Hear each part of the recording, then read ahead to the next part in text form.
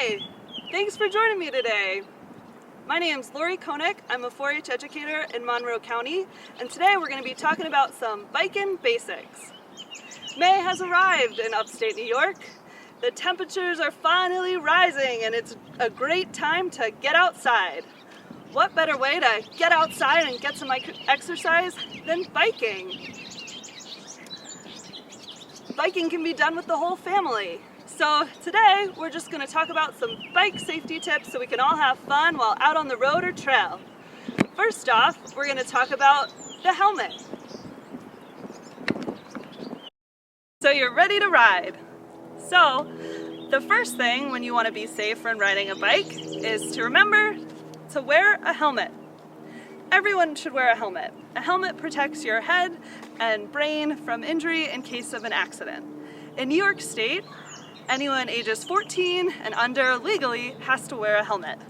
I say anyone above the age of 14 should wear a helmet to be safe and to set a good example for others. So when you have your helmet ready to ride, so you have to make sure that your helmet fits your head properly. So most helmets will have 2 points of adjustments. So you have the back adjustment and you have the chin strap. So you want to start by adjusting the back adjustment first. So you put your helmet on your head and you're going to start by tightening that back adjustment. For this helmet, I just spin the wheel. It's kind of easy. And then once that's nice and snug, I'm going to do my chin adjustment. So I'm going to put on my chin strap. And so you want your helmet to be snug, but not overly tight. You want your helmet to be sitting level on your head, not too far back or not too far forward. So a good test is the rattle test. So you can just shake your head around. As long as your helmet's not sliding all over the place, you should be good to go. So you have your helmet fit properly. Next, you want to keep your bike in good repair. So you want to make sure that your bike is adjusted to fit you and that it has the proper safety features. So to make sure that your bike is adjusted to fit you, there's a few ways to do this. Today we're just going to talk about one of these ways, a simple way, which is adjusting your bike seat or saddle height. So here's my bike seat or saddle. If I notice I need to adjust the height of the seat, on my bike, and most bikes have a quick release lever.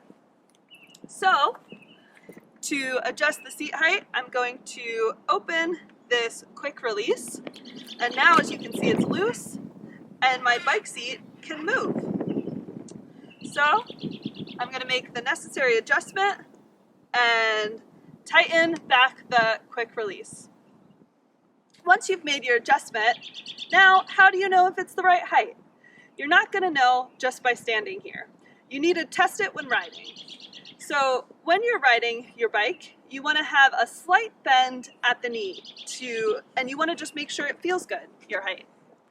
A common way to know if your seat height might need to be adjusted is if you feel knee pain.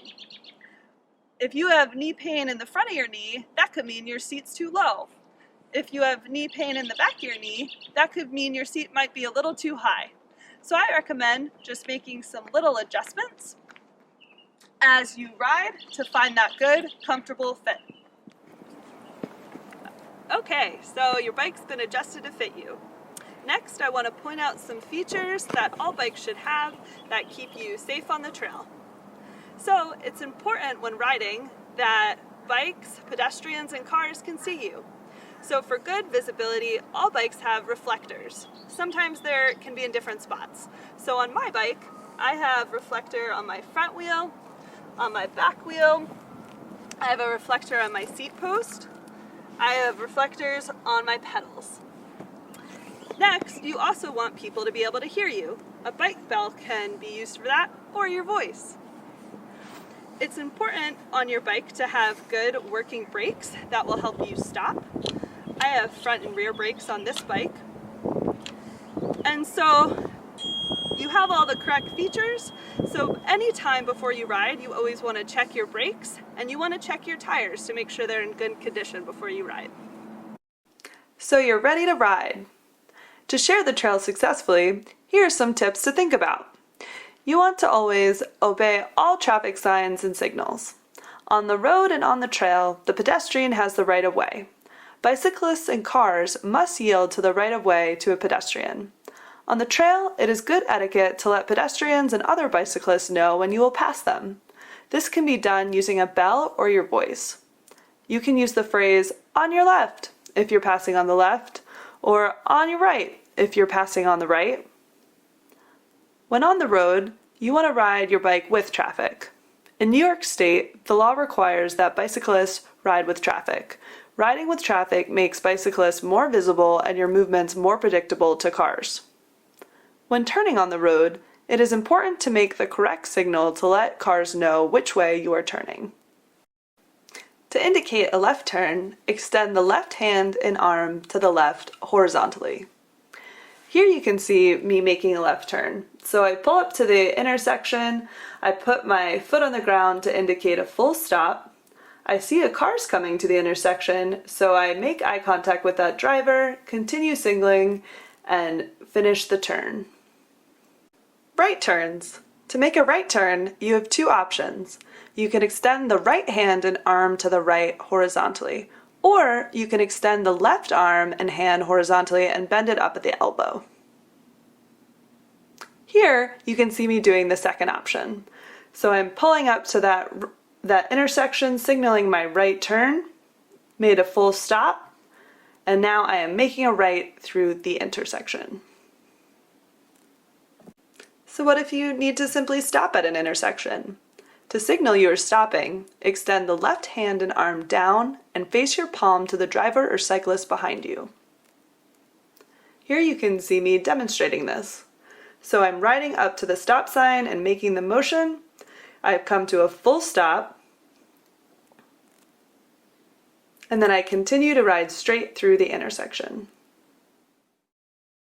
When you're riding, it's good to be aware of potential hazards. There are many hazards on the road or trail for cyclists. These hazards could pose different challenges for a cyclist versus a pedestrian or car. Hazards come in many shapes and sizes in all directions. The key is to be alert when on a bike and focus on the trail ahead of you. Some hazard examples include posts. Posts come in all shapes and sizes. Posts can provide information about the trail you're on. There can be more than one post at a trail intersection, and sometimes there can even be phantom posts. You want to make sure to not ride into or over a post. Holes. Holes come in all shapes and sizes. They can be natural or man-made, like this manhole cover here. Bumps.